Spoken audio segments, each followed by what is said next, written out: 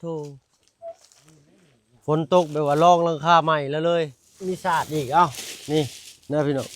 พื้นใหญ่เลยนี่กลางบาทเดียวนี่ทั่วหมดขอบคุณหลายๆเดี๋ยวทั้งลูกสิพาชวนทีมงานไปเบิ่งอีกเทื่อนึงโดยจ้าโอ้ยขอบคุณหลายๆนั่นแหละหลักๆก็น้ำซุกอุ่นหรือว่าจะต้มน้ำสิโมก้าไว้บ่เอาร้อนๆเด้ปะให้เพิ่นอุ่นจักหน่อยพี่น้องนะตัดภาพตัดซองมาตอนค่อยค่ำแรงลงพี่น้องเอ้ยเนาะขอโทษขออภัยนำหลายๆลงคลิปช้าแน่มื้อนี้เนาะฝนตกเดี๋ยวโอเคครับโทรศัพท์นำแน่ก็บ่สมบูรณ์ปานใดขอโทษขออภัยโอ้พากันเฮ็ดหยังน้องสาวแกงหน่อไม้สบายดีเด้อโดยนั่งเฝ้าเตาไฟเนาะหนาวบ่สะแงดเนาะอุ้ยโอ้ตกใจเดียวแบบลมต้นไม้สิตกเป็นยังอ่ะนะเจ้เอาใส่ได้เบาอัน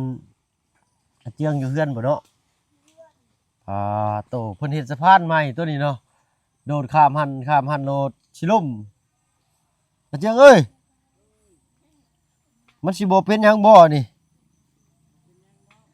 ตอกไม้ยังบ่สุดอยู่เนาะโอ้ตกลงนี่ก็มาไขลังรุดออกแล้วนี่ เพื่อนน้อยคอยทางว่าซั่นซะพี่น้อยเนาะมื้อนี้มาพร้อมบรรยากาศฝนตกฝนลิ้นแน่เด้เนาะศาสตร์เพิ่นก็มีล่ะแต่ยังบ่สุดสบายดีน้องล่ะสบายดีกินข้าวแล้วบ่กินแล้วผู้น้อยนี่ก็ยิ้มดีขนาดเนาะเช้าไข่แล้วบ่ลูกบ่ลูกเนาะ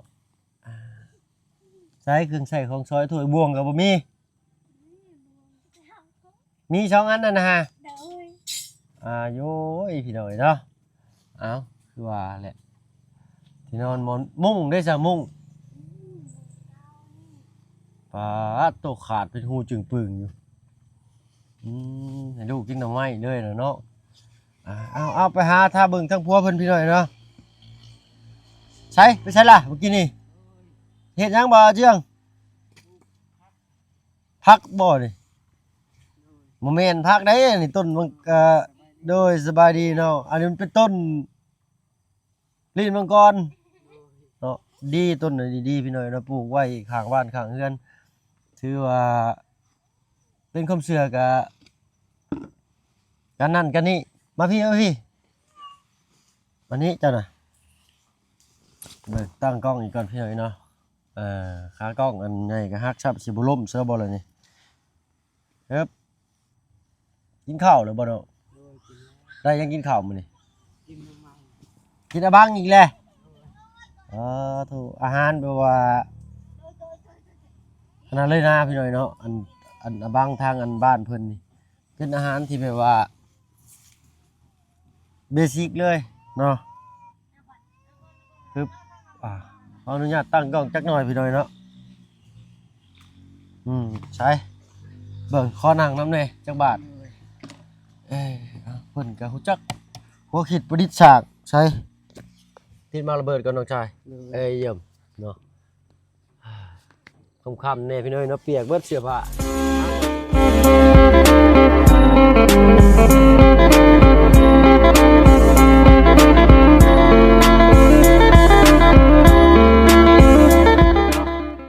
กราบทักทายเด้อพี่น้องเนาะกราบทักทายสบายดีพี่ใหญ่ใจดีแล้วก็ FC เบิดทุกท่านที่เขามาหาประชมช่อง YouTube บ่าวเพิ่งเคยล่ะเนาะมื้อนี้ทางบ่าวเพิ่งเข้ามากอ่ะคือว่าแหละพี่น้องเนาะเมื่อวานนี้ได้เว้าไว้กับน้องเพิ่นแล้วแต่ว่าเขามาขับนี่โทรศัพท์มีปัญหาหน่อยนึงเนาะก็บ่น้อยแหละฉากแต่เมื่อคืนนี้2 ทุ่มจนฮอดพี่ได้อยู่ 40% เนาะสายชาร์จแบตก็ซื้อใหม่แล้วแต่หักเพิ่นเป็นหยังน้ำเข้าไปจังเนาะกินข้าวก็บังมื้อแรงได้สักกินยังมื้อแรงกับกินมื้อแรกนี่มื้อแรงกินแกงหน่อไม้กินหน่อไม้อีกหน่อไม้ลูกจะได้สักกินข้าวยังกินข้าวย่ำนี่บ่หรือว่ามีข้าวแนวทรงกินเลยบ่กินข้าวยำกับ ยำข้าวก็มี โดย โอ้เด็กน้อยยังบ่ทันได้กินหมี่นิดหน่อยเนาะเพิ่น6 เดือนเลยต้องหาไข่มีบ่ไข่ต้มใส่ข้าวแล้วก็บี้ใส่น้ำแล้วก็บี้ให้มันหมุนให้เพิ่นกินเด้อ โดย เห็นไข่ในถ้วยเพิ่นกินอีก4 หน่วยมีสำนั้นบ่ โดยยังอยู่เฮือน ยังอยู่เฮือนอยู่ พร ปันให้พ่อนำ โดย ไผชื่อเขามาให้ไข่ตอนนั้น เบาเสียง บ่าวเชียงชื่อเขามาให้แหละปันให้ทั้งพ่อนำบ่ได้เอามากินแต่ครอบครัวเจ้า โดย ให้ทั้งพ่อนำ โดย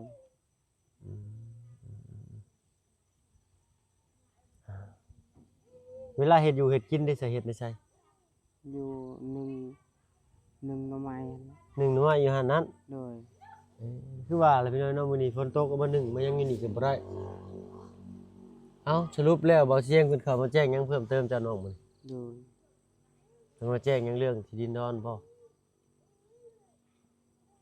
โดยเรามาแจ้งที่ดิน แจ้งว่า แบบยังบ่มี อ๋ออยู่หั่นเป็นทางผ่านพี่น้อยเนาะ โดย คนตายก็ผ่านไปหั่นเราขอโทษขออภัยพี่น้อยเนาะคนผู้เสียชีวิตก็หามผ่านไปหั่นว่าง่ายๆคือจุดนั้นนั่นเป็นที่เก่าของแบบเมื่อก่อนแบบความเชื่อนะเป็นทางผ่านผีก็ว่าซั่นพี่น้อยเนาะพอไปปลูกสิหั่นก็สิมีดอกอันนี้เป็นนะ โดย แม่นบ่น้อง โดย ชาวบ้านเพิ่นเว้ากันเบิดได้เนาะถามครอบครัวใดเพิ่นก็เว้าแนวนั้น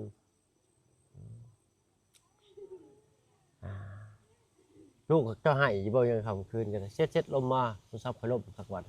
บ่ให้ บ่ให้เนาะ โดย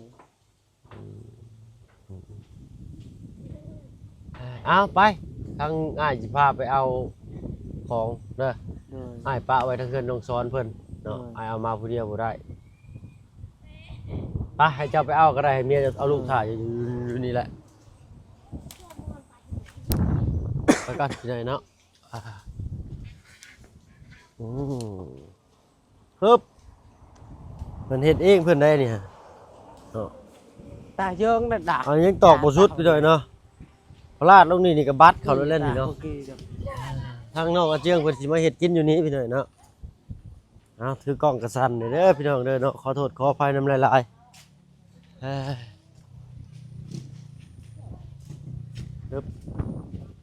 โอ้ฝนตกแล้วนี่ลมมาบาดนี่อยากเย็นพี่น้อยเนาะเพิ่นว่าพายุเข้า23 24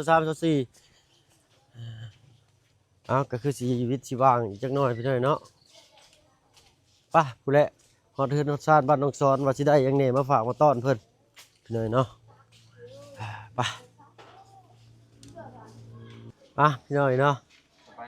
มาฮอดกับพ่อทีมงานโดยสบายดีทั้งเบาไล่พาลุยเลยกับทั้งอาจารย์ลาวเพิ่นเนาะโอ้ตากฟ้าตากฝนมาเลยนี่กันเนาะบ่ได้ธรรมดาค่อยก็แห้งคักบ่สิแล่นเข้าบ้านดงแล่นสัตว์บ้านเก่งจองกลับขึ้นมาอีกเปียกไปว่าซั่นโอ้ยว่าเนาะ คือว่าไปบ้านจิงจอกยังเคย ข่อยลืมข่อยลงกั้ม ใช่บ่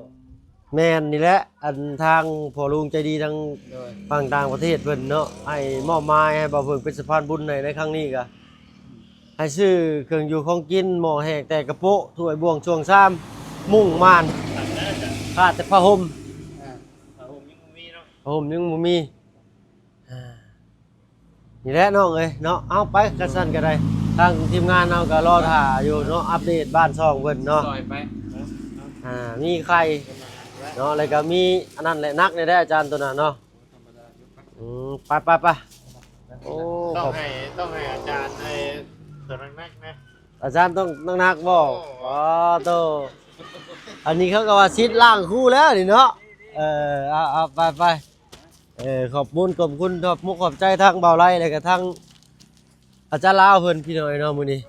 ได้มาพบพ่อกันอยู่บ้านน้องซอนแล้วก็พอดีได้ซอยเพิ่นน้ำบ่แม่นเต็มทางบ่ค่อยเข้าไปก็บ่ได้ค่อยจะได้จอดรถปะไว้อยู่นอกแล้วก็ย่างเอา โดยจอดไว้อยู่เฮือนเบาน้อยเฮือนดินน่ะไปพี่น้องไปและพบพ่อกันอยู่บ้านซองของน้องอาเจืองกระตอบน้อยคอยทางเพื่อนพี่น้องเนาะเจ้า ลายมือเนาะมี โอ้เพิ่นเฮ็ดใหม่ได้อาจารย์เด้เนาะความสัญจรไปมาสะดวกเราเฮ็ดเจ้าได้ปาดโธฝนตกแบบว่าลองหลังคาใหม่แล้วเลยเนาะเลยแต่ว่าหัวบ่จักเดี๋ยวสิลองไปสอบถามน้องเพิ่นตื่น โอ้ยังติดหัวคือเก่าอยู่ เอาหลายสิ่งหลายอย่างพี่หน่อยเนาะอ่าขอบบุญขอบคุณทางอาจารย์ลาวและกับทางบ่าวไร่ด้วยหลายเด้อเจ้าโดยเนาะพี่หน่อยเนาะเบิ่งเข้ามาเบิ่งบ้านซองเฮือนซ่านน้องเพิ่นก่อนเนาะโอ้สิเห็นอยู่บ่เด้พี่หน่อยเนาะกล้องก็ได้สำนี้เลยเนาะไอ้ขออนุญาตขึ้นไปก็ได้น้องเด้อ โดย ฮึบสิบโต๊ะโชว์โทรศัพท์นี่พี่หน่อยเนาะเห็นอยู่บ่พี่หน่อยเนาะเท่านั้นแหละเนาะมื้อนี้เนาะก็อ้ายว่าไว้มื้อวานนี่นั่นแหละเนาะสิมีของฝากของต้อนมาสู่เจ้าเนาะทั้งหมดทั้งมวลนี่ก็บ่แม่นเงินอ้ายเองดอกเนาะเป็นเงินทางผู้ใหญ่ใจดีเนาะหรือว่าพ่อลุงทางฝั่งไทยเด้อน้องเด้อเนาะบ่ให้เด้อลูกเด้อเนาะมีไข่1ถาดพี่น้อยเนาะไว้ให้ทางอันน้องเพิ่นพอได้ต้มใส่ข้าวหรือต้มจ้ำข้าวป้อนลูกว่าซั่นซะเนาะมีไข่1ถาดแล้วก็มีสาดอีกนี่เด้อพี่น้องพื้นใหญ่เลยนี่กลางบาทเดียวนี่ทั่วหมดอันนี้ชาติอันนี้ได้ซะตัวนี้เพิ่นเอามาใช้มาแต่เฮือนบ่รู้ทางบ่เสียง มาแต่เฮือน ได้บ่ดิกูเอื้อนน่ะ ยังบ่ได้ เพราะว่าค่ำเขาคันบ่ทันได้ไปเบิ่งดินลาวเด้กว้าง อยู่บนได้ประตู อยู่เศษเบิ่งอันเด็กอยู่ใต้ติดกับเพื่อนนั่นกว้างได้ดินนั่นได้ยาว เพิ่นเกินราคาไว้ประมาณเท่าไหร่พ่อ จัดอะไรให้เขาไปทำเองให้เจ้าทำเอง เพิ่นซื้อได้พ่อ เพราะว่าค่ พ่อบ้านค่ำเนาะ ำอาลาน อาลานพ่อบ้านค่ำเนาะโดยเดี๋ยวทางลูกชีเมื่อแจ้งทางทีมงานเติมอีกเด้อ ดินมัน เอ็นเลยกับกระดงเปิด สิบปลายเมตร แต่ว่ามันยาว โดยอยู่ช่วงแจ้ทางห้วยนี่บ่ ติดกับเพื่อนบักพิชากันลาเด้อน้องเราเด้ พอเลี้ยง ผู้เลี้ยงผู้ล่างนั่นแหละ พ่อบ้านค่ำเนาะพ่อบ้านค่ำบ่พ่อ บ้านครับอาลานนั่นเนาะเพราะว่าค่ำ เจ้าฮู้แล้วอยู่บ่ ฮู้ โอ้ยพอดีเลยพี่น้อยเนาะมื้อนี้ก็ ดินนั้นมันกว้างดิน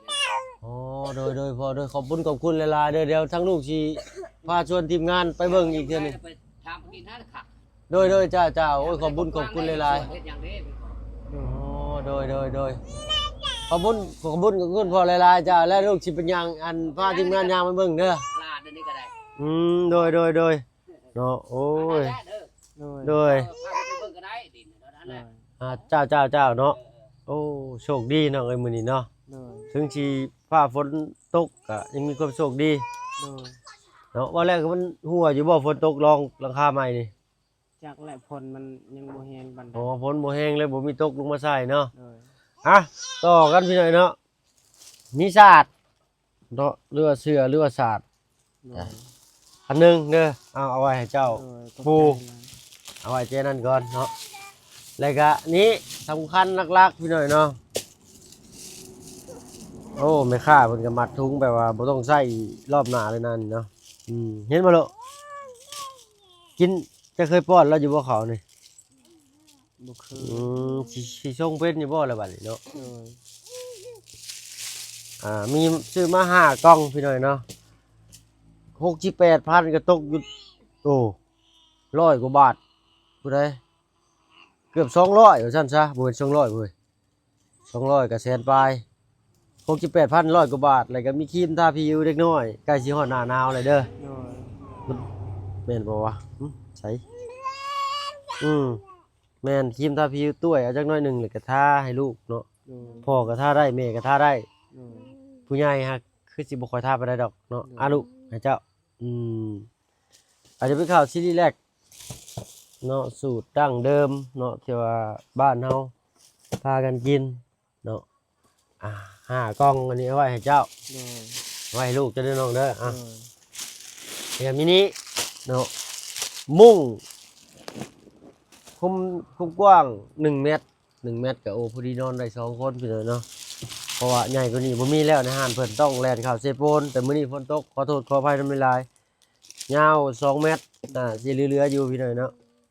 อันนนขาดบ่แหละมุ้งเก่าเพิ่นก็ได้เนาะยุงหลายซ้ำยามมื้อแลงน่ะอันนี้เป็นมุ้งอีกอันหนึงนะน้องเด้อ โดย ใช่ปึ๊บนี่ของลูกหล่าเจ้าเด้อ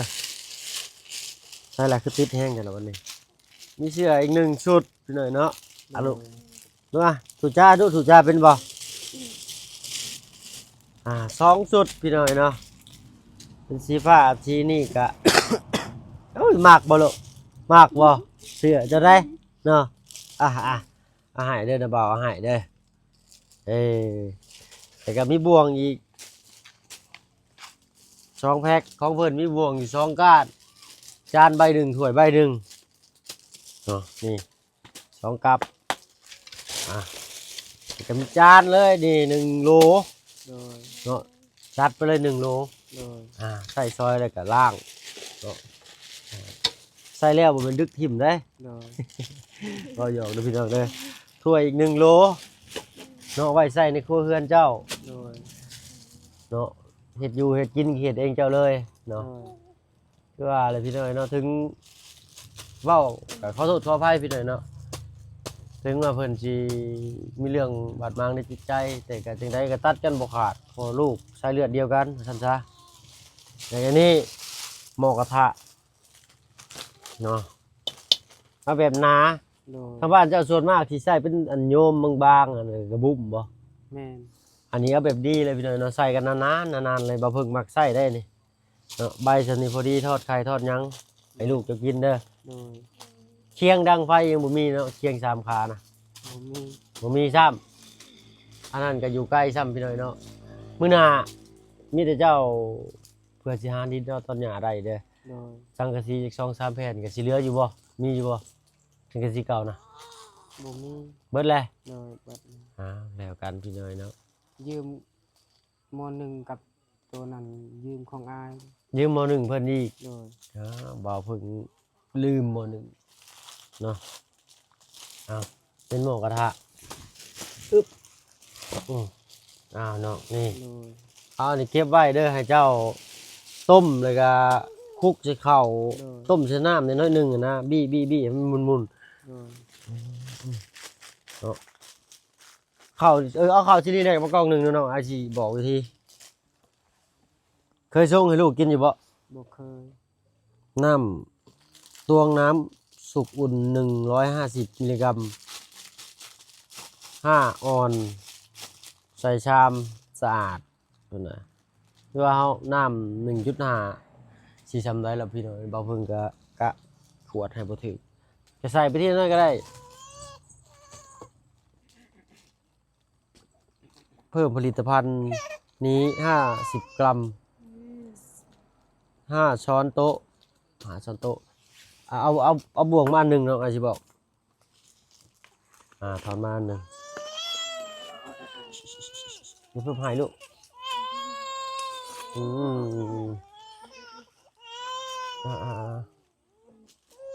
อยากนอนแล้วพ่อจ้าค่ะบ่ต้องพาเพิ่นนั่งหลายเด้อน้องเด้อ โดย เอาให้เพิ่นนอนนำแน่นอนพิงสิแขนนะ โดย แล้วก็บ่ต้องสั่นเพิ่นหลาย โดย อยากนอนแล้วบ่จักเอาก่อนนอนก่อนนะได้เอาน้ำให้ลูกกินอยู่บ่ ได้ ขวดนมมีอันเดียวนะ น้ำก็มันกินตลอดนะ เอาขวดนมมาใส่เอาขวดนมเอาน้ำใส่น้ำสะอาดขวดหนึง โดย กินนมน่ะก็ต้องให้เพิ่นกินน้ำนำแน่เนาะเจ้าฟังตั้งใจฟังเด้อ โดย น้ำนี่จะใส่ทีหลังก็ได้เพราะว่าเฮาบ่ฮู้ว่ามันสิแข็งสิเร็วใส่อันนี้ข้าวซิลีแรกนี่เนาะ โดย 5ช้อนโต๊ะก็คือบวง โดย บวงนี่ตักประมาณเต็มนี่น้อยนึงเนาะ โดย ตัก5บวง ให้กินต่อ1ครั้ง โดย บ่พึ่งก็บ่ฮู้พี่น้อยเนาะถ้าเกิดว่าลูกกินเจ้ากิน5บวงบ่เบิดเจ้าก็ลดลงเหลือ3บวง โดย ถ้าว่า3บวงเพิ่นบ่อิ่มเจ้าก็เพิ่มเป็น4บวง โดย แรกๆเจ้าก็เอาไปจัก5บวงก่อนตามสูตรเพิ่นเด้อนี่แหละ50 กรัมประมาณเท่าไหร่ก็5ช้อน5บวงนี้คนให้เข้ากันและป้อนให้เด็กทานด้วยช้อนสะอาดมีบวงน้อยบ่ มี บวงน้อยมีอยู่เนาะ โดย โอเคหั่นแหละหลักๆก็น้ำซุกอุ่นหรือว่าจะต้มน้ำสิหม้อกาไว้บ่เอาร้อนๆเด้ โดย ปะให้เพิ่นอุ่นจักหน่อยเนาะจักหน่อยแล้วก็ตักนี่ลงใส่ถ้วยอันนี้ก็ได้ล้างสะอาดๆแล้วก็หาบวงก็เอาน้ำเยอะไปแล้วก็คนๆๆให้มันเข้ากันก็เอามันแข็งก็เอาน้ำใส่อีกหั้นนะ โดย ถ้าว่ามันยังแข็งก็เอาน้ำใส่อีกแต่บ่ให้มันแล้วเกินไปเนาะ โดย นี่ก็หลักๆก็สิประมาณนี้เนาะนี่อันภาษาลาวก็มีนี่จะอ่านได้บ่ ได้คือกัน ได้เนาะ ได้ นี่แหละคำว่าเจ้าเฮ็ดบ่เป็นเจ้าก็ลองอ่านเบิ่งนี้ โดย คำว่าช้อนโต๊ะนี่คือบวงที่เฮากินข้าวนี้ โดย ช้อนชานี่ก็คือบวงน้อยๆนั้น โดย เนาะช้อนแกงหรือช้อนโต๊ะนี่เนาะ โดย อันยังนี่ตื่มผลิตภัณฑ์ขอโทษขออภัยหลายเด้อบ่เพิ่งบ่ได้จริตได้อ่านภาษาลาวนี่บ่อยากแตกบ่ได้เลยเด้อนี่นะ50 กรัมเพิ่นว่าโอเคนี่แหละเจ้าอ่านเอาตามนี่เด้อน้องเด้อตามที่อ้ายบอกรายละเอียดเนาะทางเบาเสียงเพิ่นเข้ามาแจ้งเรื่องดินดอนตอนหญ้าก็โจะไว้ก่อนหรือว่าชะงักไว้ก่อนหยุดชะงักก่อนพี่น้อยเนาะเดี๋ยวสิไปเบิ่งที่ใหม่พอดีทางพ่อลุงเพิ่นเข้ามากินนี่เนาะโอ้ยดีใจหลาย10 กว่าเมตรจักสิราคาเท่าไหร่ โดย อันนี้เป็นเริ่มคุยกันแล้วพี่น้อยเนาะอันนี้เก็บไว้ก็น้องบวงเนาะไข่นี่ก็ต้มให้ลูกกินมื้อละหน่วยก็ได้เดี๋ยวเช้าหน่วยหนึงแลงหน่วยหนึง โดย เจ้าอยากก็ต้มกิโลอันนี้เนาะอันนี้มีแต่ซำนี้เลยน้องเอ้ยเนาะ โดย ทั้งบ่เพิ่งหรือหม้อหนึงข้าวตะเคียงเพิ่นมีอยู่อ้ายจัดสรรมาให้ได้ซำนี้ผ้าห่มก็มีแบบโต๊ะพื้นใหญ่เลยพี่น้อยเนาะตัวน่ะ700 กว่าบาทเกือบ800เนาะแต่ว่าทางบ่เพิ่งก็เลือกซื้อตัวที่สำคัญก่อนเพราะว่าผ้าห่มเพิ่นนี่ยังหนายังโอเคอยู่ โดย เนาะผ้าห่มนี่ก็สำคัญคือกันเนาะใส่ออกมาเบิดเลยบ่เบิดเลยเหลือแต่ใส่ชักแบตบัดนี่ก็เป็น1.5 ล้านไอ้จัดสรรได้ซะนี้ก็เหลืออยู่300,000 1 2 3ก็ประมาณ500 โด เนาะ ย อันนี้เอาไว้ให้เจ้าเด้อ โดยขอบใจหลาย เนาะเอาไว้ให้เจ้าไว้ใช้ซอยยามจำเป็นเด้อ โดย เนาะอันใดที่แบบว่ามันขัดชนในครัวเรือนหม้อหนึ่งก็สิราคาเท่าไหร่พี่น้อยเนาะ100 กว่าบาทนี่แหละตีเป็นเงินไทยก็ประมาณ6 70หรือ80 บาทเนาะ โดย ประมาณนั้นบ่น้องหม้อหนึ่ง จากแล้วบ่เคยเชื่อ ลองเบิ่งเอาเด้อน้องเด้อเนาะทั้งหมดทั้งมวลนี่ก็เป็นทางพ่อลุงใจดีทางฝั่งต่างประเทศเด้อน้องเพิ่นแนมเห็นเลยอยากจดช่วยเจ้า โดย เนาะนี่แหละก็เห็นความลำบากของน้องเพิ่นแต่อีกอย่างก็ด้วยความที่แบบว่าน้องอาเจือง โดย เบิ่งแววตาเรานี่มุ่งมั่นนะพี่น้อยเนาะแบบว่าอยากได้อยากมีกันนั่นแหละแต่ว่าเศรษฐกิจบ้านเฮาเวียกงานจักสิไปหาเฮ็ดอยู่ไสเนาะก็มีแต่ตั้งใจขอบุญขอบคุณทางพ่อลุงใจดีทางฝั่งต่างประเทศเพิ่นเด้อ ก็ เนาะเนาะ ขอบใจหลายเด้อพ่อลุงเด้อให้อยู่ดีมีแห้งความเจ็บบ่ให้ได้ความไข้บ่ให้มีขอให้มีเงินคำรวยๆนอนหลับขอให้ได้เงินหมื่นตื่นมาขอให้ได้เงินแสนสาธุ สาธุเนาะเพิ่นอยากได้หยังเด้เนาะบัดนี้ เด้อ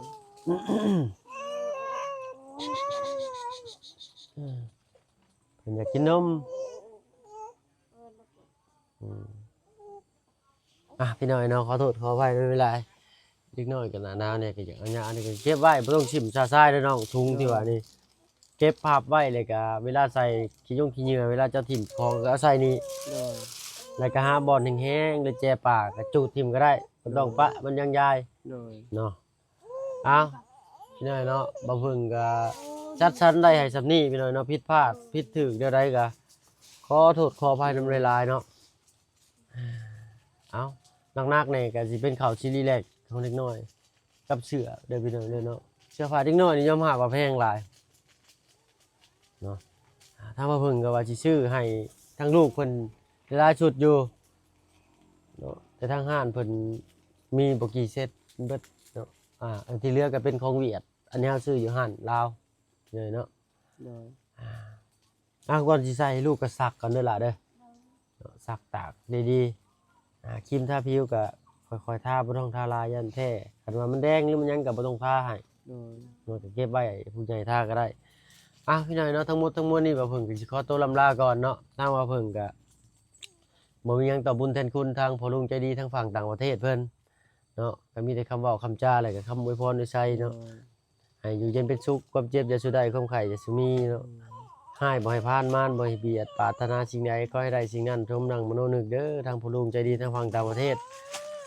นอนหลับก็ให้ได้เงินหมื่นนอนตื่นก็ให้เงินแสนเนาะ โดย สาธุที่สำคัญก็ขอให้สุขภาพร่างกายแข็งแรงตลอดปีตลอดไปเด้อทางพ่อลุงเพิ่นเนาะ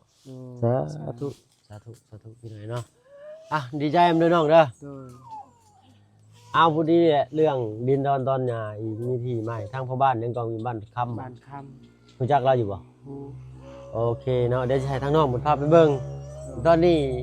4 โมงสิเข้า5 โมงแล้วเนาะโทรศัพท์ก็เบิดแซงก็บ่เห็นหุ่งหยังเลยขอโทษขออภัยหลายพี่น้อยเนาะอ้ายก็สิมีแต่สิไปทางอื่นต่อเด้อน้องเด้อ โดย เนาะเบิ่งแย่งฮักแพงเอากันและลูกเมียเนาะ โดย เพิ่นก็ตัดสินใจมาอยู่นำเจ้า โดย ออกบ้านออกเรือนมาอยู่ในสภาพแบบนี้เ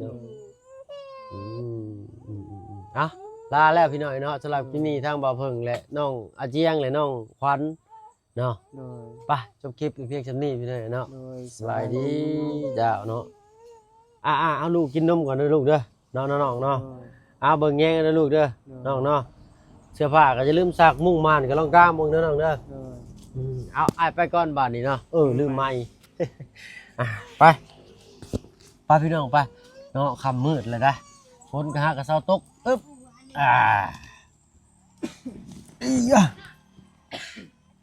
สงสัยทางเบาเสียงเพิ่นนำไปเบิ่งทีตอนหญ้าแล้วพี่จักเดี๋ยวสิลองนำไปเบิ่งพี่น้อยเนาะเพิ่นไปเบิ่งกันมื้อนี้บ่ไปพี่น้อยเนาะสำหรับคลิปนี้ทางบ่าวเพิ่งก็สิขอตัวลำลาก่อนพี่น้อยเนาะพ่อๆในคลิปหน้าเด้อพี่น้องเด้อเนาะขอบคุณเนาะผู้ใหญ่ใจดีและ FC เบิดทุกท่านที่เข้ามาหามาชม